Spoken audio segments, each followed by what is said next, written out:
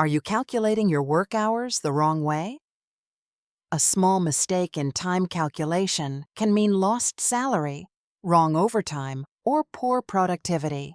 In this video, I'll show you the simplest way to calculate work hours and time duration in just a few steps. Hi everyone, welcome back. Today you'll learn how to calculate total work hours, how to subtract break time correctly, how to calculate overtime, and a fast online tool that does everything instantly. Let's start with the basics. Step 1. Write down your start time and end time. Make sure both are in the same format, either 12-hour AM/PM or 24-hour time. Step 2. Subtract start time from end time. Example, 9 o'clock AM to 5 o'clock PM equals 8 total hours. Step 3. Subtract break time. If you took a 1-hour lunch break, 8 hours minus 1 hour equals 7 real work hours.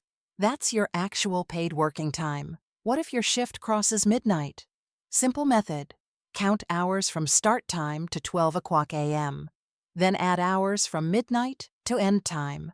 Example, 10 o'clock PM to 6 o'clock AM equals 8 total hours. No confusion, no mistakes. In many countries, overtime starts after 40 hours per week. Formula: overtime. Pay equals hourly rate times 1.5 times overtime hours. Example, hourly rate equals $20 and overtime hours equals 10. Overtime rate equals $30 per hour. Total overtime pay equals $300. Accurate time tracking means accurate salary. If you don't want to calculate manually, you can use a free work hours calculator.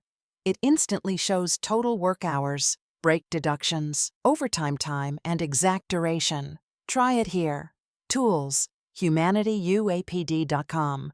Now you know the correct and easiest way to calculate work hours, time duration, overnight shifts, and overtime pay. If this video helped you, like the video, subscribe to the channel, and share it with someone who tracks work hours every day.